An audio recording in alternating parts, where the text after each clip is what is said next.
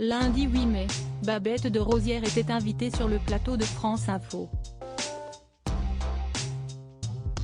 La chef cuisinière de 75 ans a publié, le 27 avril dernier, le livre La face cachée de la politique en Île-de-France.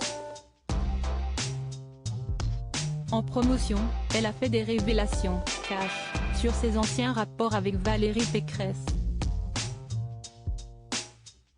Je crois qu'elle m'a considérée comme sa négresse de service, mais elle s'est trompée, a-t-elle affirmé, avant de parler de la campagne présidentielle de la présidente du Conseil régional d'Île-de-France, dont le directeur était Patrick Stefanini. L'homme politique de 69 ans, personnalité de l'ombre de Valérie Pécresse, lui aurait recommandé de ne rien faire sans Babette.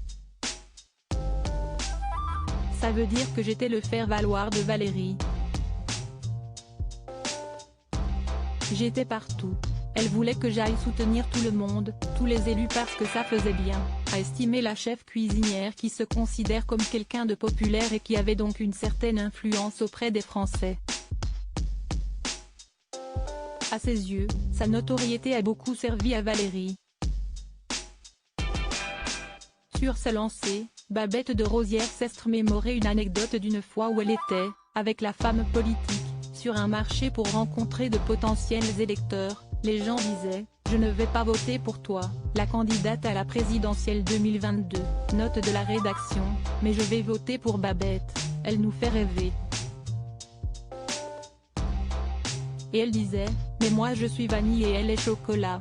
Une séquence reprise et dénoncée sur Twitter par les députés LFI Paul Vannier et Carlos Martens Bilongo. Supérieure à Emmanuel Macron, Valérie Pécresse. Quels diplômes ont obtenu chaque candidat à l'élection présidentielle de 2022? Une femme politique très méchante et opportuniste? L'animateur de France Info a ainsi demandé à son invité si Valérie Pécresse est raciste, notamment à cause de cette réflexion assez dérangeante.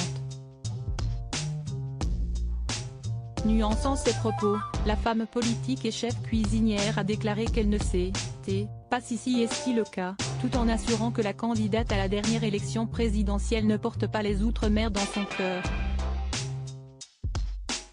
En guise d'exemple, Babette de Rosière a raconté cette phrase qui, elle, avait un peu choqué, prononcée par sa collègue. Elle m'avait dit « Si un jour on est au pouvoir, tu seras ministre, mais pas ministre de l'Outre-mer. Tu vaux mieux que ça. Alors ça, si on touche à un petit cheveu de l'Outre-mer, si est-il comme si on me terrassait ». Une remarque qu'elle ne pouvait pas accepter de la part d'une personne qu'elle considère comme quelqu'un de très méchant. Elle n'aime personne. Elle n'aime qu'elle-même.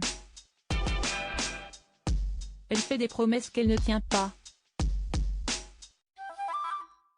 Je pense que si est une braqueuse en chef de la région Île-de-France, a-t-elle résumé sans langue de bois. Article écrit avec la collaboration de 6 médias Crédit Photo, Capture Écran France Info.